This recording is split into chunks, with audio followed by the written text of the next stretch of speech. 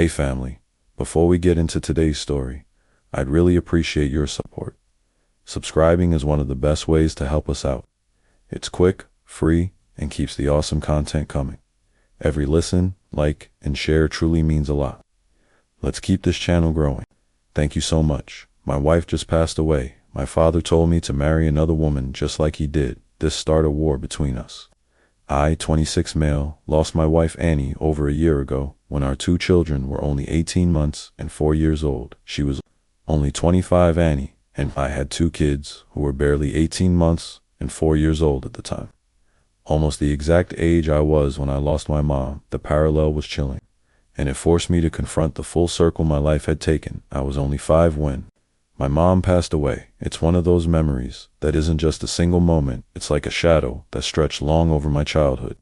Growing up, everything seemed a bit grayer, a bit more muted. Without her, the house was quieter, and Dad was always busy trying to fill the void her absence left in every corner of our life. He did his best, but you could tell he was just as lost in grief as I was, even though he tried to hide it behind long hours at work and forked smiles at dinner. I remember feeling perpetually confused too.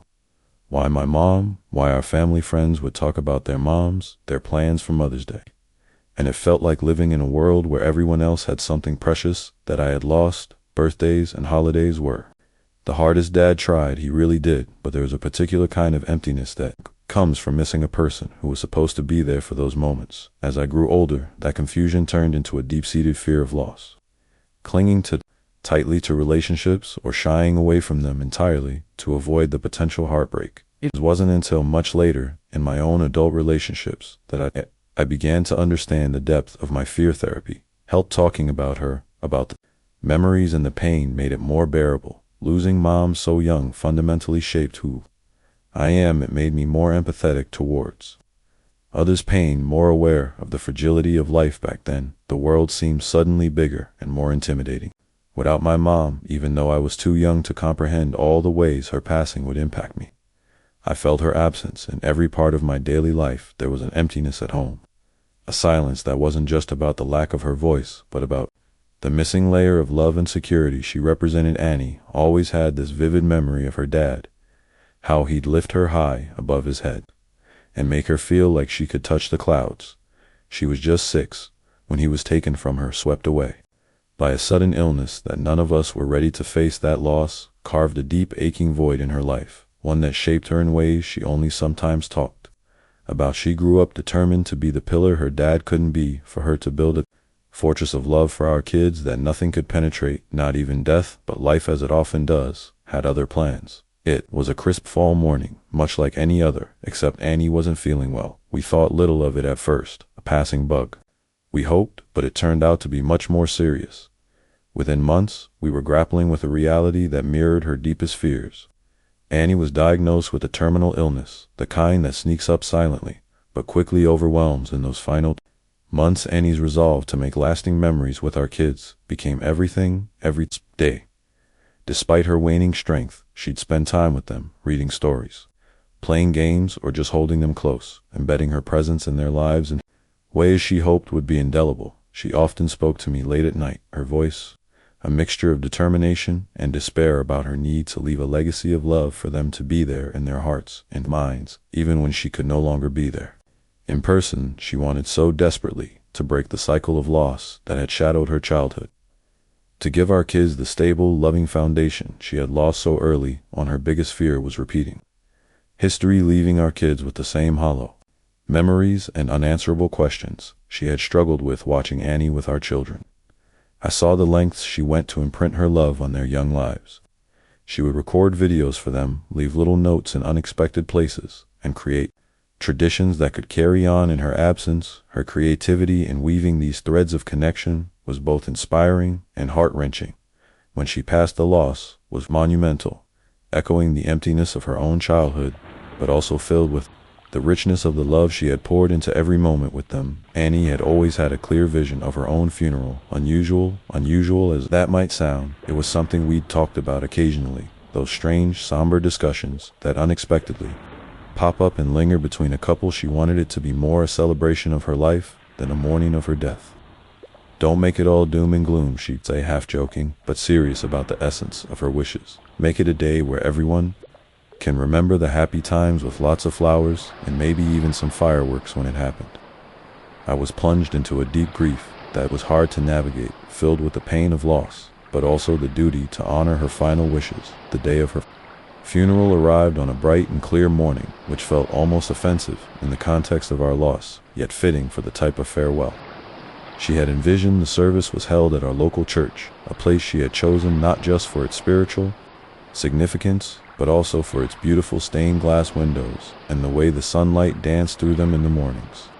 It was here, under the vivid colors cast by the morning light, that friends and family gathered, not in black, but in bright colors as she had requested. Flowers adorned every surface.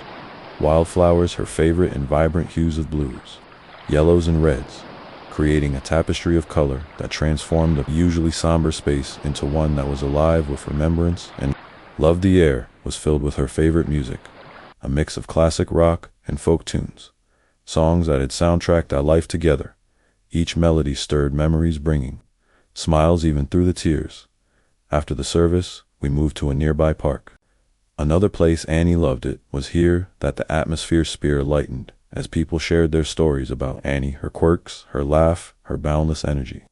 It felt like she was there with us in the laughter and the shared memories. As the sun began to set, we prepared for the final act of the day, the fireworks. It was an unconventional choice, but it was exactly what she had wanted. As the first rocket shot into the sky, bursting into a cascade of color, it felt like a release, a letting go of some of the sorrow, and a celebration of a spirit too vibrant to ever be really gone. Each explosion of life was a reminder of her vibrant life, a punctuating finale that she would have loved.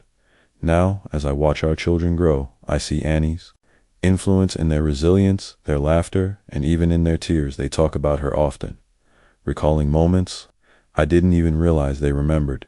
It's clear that while death took Annie away too soon, her efforts to be a present, loving force in their lives didn't go in vain. She lives on through them, through the stories we share and the love we keep alive as their father.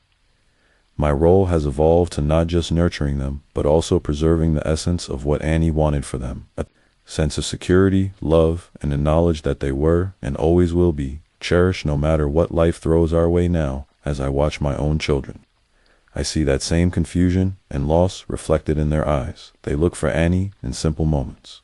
When they accomplish something small, like tying their shoelaces, or when they need comfort after a bad dream. I know those feelings. I live them. It's a reminder of how deeply a child feels the absence of a parent, often in ways they can't fully express. This shared EXP experience has deepened my empathy and understanding of my children's emotions. I often find myself navigating their grief while managing my own, trying to be the rock that they can lean on. It's not just about providing for them materially, but ensuring they feel safe and loved, that they have space to miss their mom without feeling like they need to hide. Their grief, their journey through loss, has also reshaped my approach to parenting. I'm more patient, more attuned to the unspoken parts of their sadness, and more proactive in addressing our emotional health as a family. We talk about Annie often keeping her memory alive, not as a shadow that hangs over us, but as a light that continues to guide us. I strive to be present in a way I felt my dad struggled to be after my mom died. Seeing my children cope with their loss, I understand the long road ahead of them. I know the challenges they'll face as they grow up without their mom, but I also see their resilience, and it gives me hope. It reminds me that while the pain of loss never fully disappears, it can be woven into the fabric of our lives, making us stronger and more connected to each other. I've promised myself to be there for them, to help them navigate this journey, and to ensure they never doubt they are loved, both by their mom, whose love continues beyond her absence, and by me, who stands with them every step of the way. After my mom passed away, the house felt suspended in time, with remnants of her life tucked into every corner. Her clothes still hung in the closet. Her books remained on the shelves, and the air carried the gentle hint of her perfume. This stillness, this preserved world of hers, was abruptly disrupted when my dad announced he was remarrying. It was barely a year since we'd lost her, and the news fell on me like a cold wave. Ellen moved in shortly after their wedding. She brought with her boxes filled with new items, new routines, and a new presence that seemed to flood the spaces my mom had once inhabited. Her attempts at reorganizing the house, from rearranging the living room to replacing the curtains my mom had chosen, felt less like mere changes, and more like erasers of the life we had lived. Ellen was kind, or at least she tried to be. She would cook meals, she thought I would enjoy, and make small talk, attempting to bridge the gap between us. However, her efforts felt forced. Each kind gesture, no matter how well intended, felt like an intrusion, as if she was trying to stitch herself into the fabric of a family portrait where she didn't quite belong. I resisted, not out of spite for her as a person, but out of a deep-seated loyalty. My mom's memory and a child's grief that clung stubbornly to the past. The situation at home grew tense. My reactions to Ellen's changes ranged from silent withdrawal to outright defiance. I would put things back where Mom had left them, insist on using the same old dishes instead of the new ones Ellen brought, and avoid spending time in the newly redecorated spaces. I missed the familiarity of my old life, the comfort of knowing every corner held a piece of my mom. My dad, caught between his attempt to move forward and his child's resistance, often became frustrated. Arguments became more frequent. He would accuse me of being unreasonable, of not giving Ellen a fair chance. I saw it differently. I felt he was erasing Mom's legacy, pushing me to forget rather than remember. One particularly heated evening, my dad snapped after finding me rearranging the living room to its original state. "We can't live in a museum," he yelled. "We have to move on. You have to move on." But how could I move on? Mom's shadow was in every laughter that had echoed through these rooms, in every step I took around the furniture she had carefully chosen, in every scent that lingered. The house felt increasingly like a battleground where every alteration to its old state felt like a loss, a reminder of how swiftly and ruthlessly life could change. Ellen, caught in the middle, gradually stopped trying so hard to win me over, retreating instead into whatever peace she could find with my dad. During those initial months after Ellen moved in, the atmosphere in our home became increasingly strained. I was still grappling with the loss of my mom, often finding solace in old photos and mementos that kept her memory alive. My vulnerability and frequent bouts of tears were a stark reminder of the raw pain that lingered in our home. It was during this time that Dad's demeanor towards me shifted drastically. The few times I showed vulnerability or cried for Mom, he reacted not with comfort, but with frustration. He would yell, telling me to grow up and stop crying. It was clear he was grappling with his own pain, but his approach left me feeling abandoned in my grief. One night, after finding me crying in my room with a picture of Mom, enough, he barked, his voice echoing against the walls. "You need to grow up and stop crying all the time. Life has to move on." His words, meant to push me towards resilience, felt more like a dismissal of my grief. I looked up at him, my heart sinking. "I miss her, Dad." I managed to choke out the words, barely a whisper. "Why can't you just let me miss her?" His next words were like a cold slap.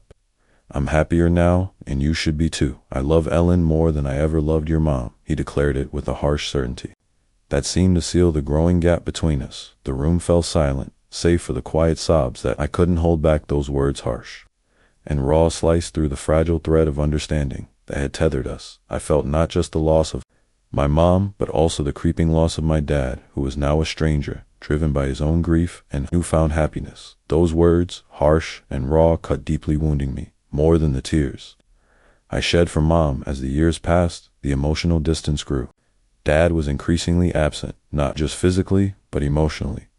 My cries for attention, for the affection I missed so desperately, when unanswered, his priorities had shifted, and I felt sidelined, an unwelcome reminder of a past he wanted to forget.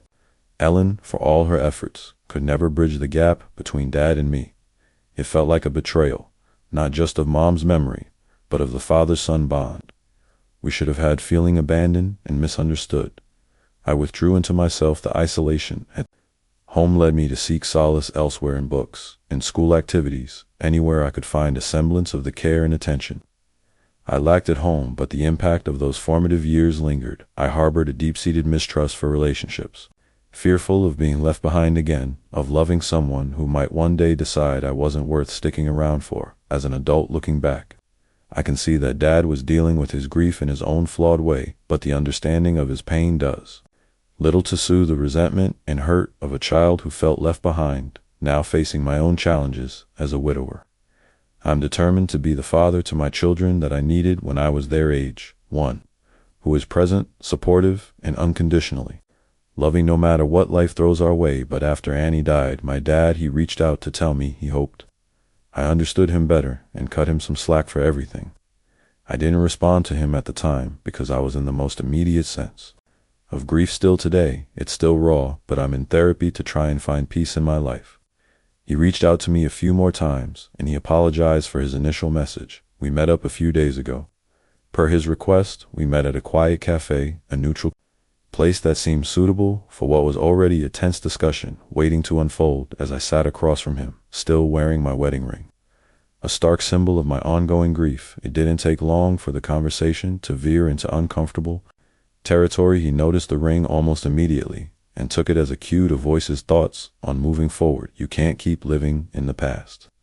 He said it's time to think about your future, maybe start meeting people again. I clenched my jaw, feeling the old frustration simmer. I asked him to drop the subject, but he pressed on, perhaps thinking that pushing me was for my own good. That's when he brought up his own past, his quick remarriage after my mom's death. He explained, not for the first time, but certainly in the most explicit way, how his new wife had brought him happiness, something he thought was impossible after Mom. I needed that, and I think you do too, he said earnestly.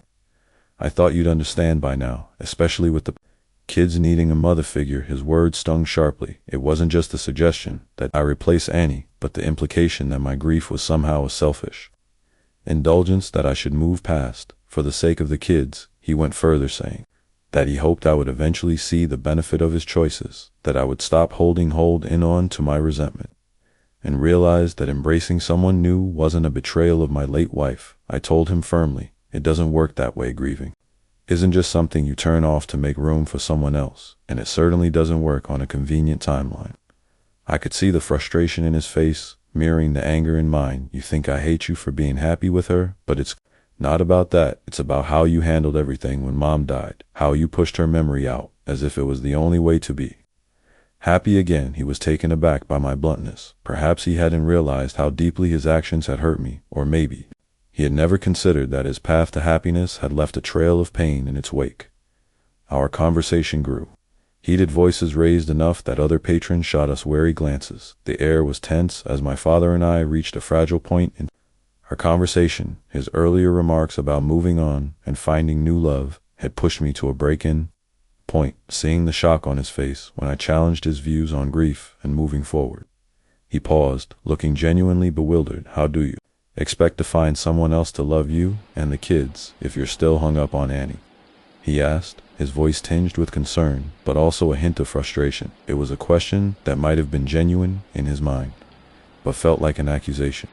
To me, Annie was the love of my life, I replied, my voice firm, each word laden with unyielding truth. And yes, I'm still hung up on her, because love doesn't just end when someone dies.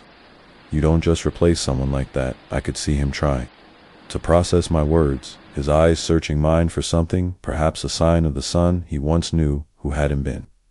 Shattered by loss, I continued, my children, they are my heart, Dad. They're the other loves of my life, but it's different. They depend on me not just to love them, but to provide safety, security, and a sense of normalcy in a world that was turned upside down. The cafe noises faded into the background as I leaned in slightly, needing him to really hear me. It's my job, my duty, to give them the best life I can. That doesn't mean rushing to fill a void with a new person. It means being there for them fully, without distractions or placements for their mom. He was stunned, perhaps by the intensity of my conviction, or maybe by the realization that our views on handling grief and love were worlds apart. But you need someone too, he finally muttered, almost to himself, a note of sadness creeping into his voice. I needed my dad when I lost my mom. I shot back the words, spilling out with a mix of pain and defiance. But instead, I got a man who was too quick to move on, too quick to replace her. I won't do that to my kids. I won't let them feel as I did, secondary to someone else's happiness. We were at the end of our coffees, the dirges cold and bitter, much like the mood that had settled over our table as my father eyed me, ready to offer another piece of his mind on how I should live my life. I cut him off. The frustration and hurt from years of bottled up feelings were brimming over. I need to make this clear, I began, my voice steady, but filled with resolve. I will never ever tell my children to just get over their Mom's death, I'm not going to sit them down and tell them their mom is dead, and that they need to accept a new mother. The cafe, usually a backdrop of clinking cups and indistinct chatter, seemed to quieten around us. My dad watched me, his expression hardening as he prepared to defend his own actions again. But I wasn't finished, and another thing, I continued. I'm not going to scold them for missing her, for crying out for her at night. It's normal.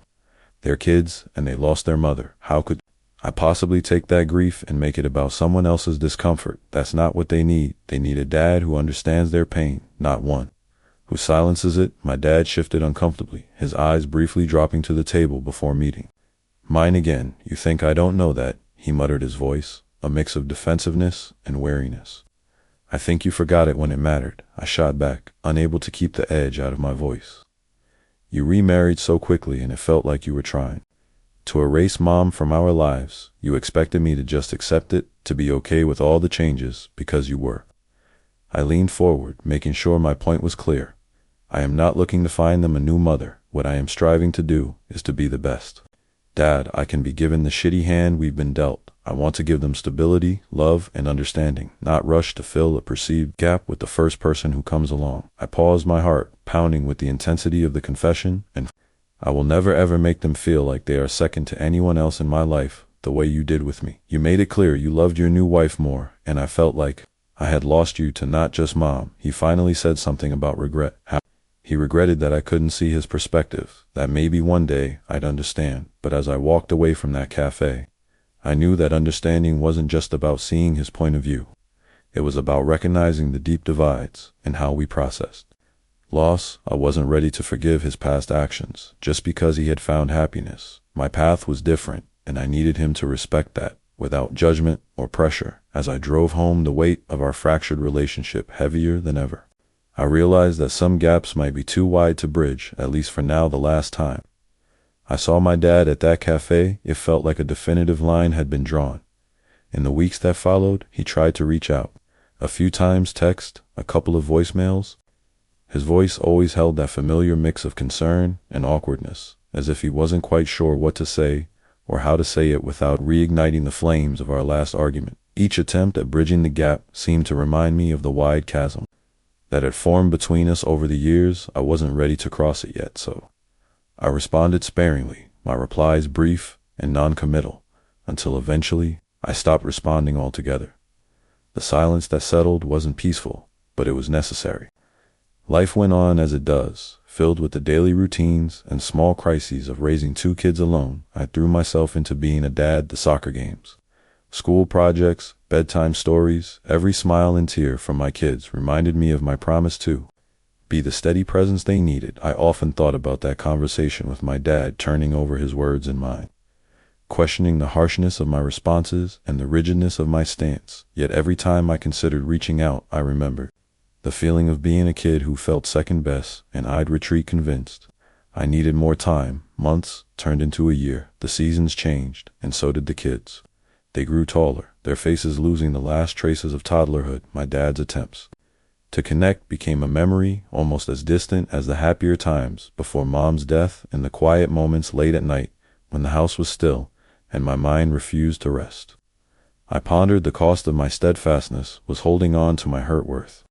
The growing silence between us, it was a chilly evening, the kind that hinted at the approach of winter. As I climbed up to the attic to sort through some old boxes that had been gathering dust. The attic, with its musty smell and beams of moonlight sneaking through the small window, always felt like a capsule of the past, untouched and full of secrets waiting to be rediscovered. As I sifted through the boxes, my hands found an old photo album, its cover and slightly faded curiosity piqued. I sat down on an old creak chair, the album resting heavily in my lap, flipping it open.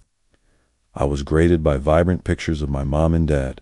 They were younger then, full of life and laughter, captured in moments of sheer joy, picnics in the park beach, vacations and quiet afternoons at home. Each photo was a portal to a time before grief had reshaped our lives, to a family that once was. My finger traced the outlines of those happier days, lingering on the images of my dad with his wide, carefree smile. It struck me then how much I missed him, not just the physical presence, but the essence of who he had been before tragedy had turned him into someone I could barely recognize, let alone understand. Seeing him so happy and unburdened in these photos made the contrast with his later years even more poignant. A wave of nostalgia washed over me, softening the hard edges of the resentment I'd held on to for so long. It wasn't just my mom I missed, but my dad, as he was back then. It dawned on me how much the sorrow had changed him, how it had stolen that joyful person from the photographs and left someone else in his place. Someone consumed by his own grief-making choices. I couldn't comprehend, sitting there in the attic surrounded by relics of my childhood. I felt the weight of years of misunderstanding and misconnections heavy on my chest. The memories of laughter and love so vivid in those photographs seemed at odds with the strained, awkward encounters that had defined our recent years. The realization was a quiet but profound turning point. Maybe there was room for reconciliation, a chance to rediscover the man from those pictures, to understand the journey he had taken from there to here. Perhaps it was time to bridge the gap that grief had widened, to approach him not just as the man who had made decisions I struggled to forgive, but as my dad, who had once been the entire world to a much younger version of me. Resolute, I closed the album, a plan forming. In my mind, I would reach out to him, try to initiate a conversation, not just about what went wrong, but about what had once been right. It felt like a daunting task, filled with potential for pain, but also for healing. As I descended from the attic, leaving the quiet sanctuary of the past behind, I was ready to face whatever came next, armed with newfound understanding and a hopeful heart. It made me think about how the kids would remember these years. Would they see a dad who stood his ground, or one who let old wounds dictate the future? The thought unsettled me enough to consider that perhaps it was time to try a different approach, not for my sake, but for the kids, who deserve to know all facets of their family, even the complicated ones. The next morning, I drafted a message to my dad, simple, yet more open than anything I'd sent in a long time. Let and talk it read, when you're ready. I wasn't sure where a conversation might lead us, or whether it would heal any old hurts, but I knew it was a start, a small step toward understanding, or at least coexistence, in this new chapter of our lives. As I hit S, the silence I had grown accustomed to seemed a little less daunting, tinted with the possibility of something new.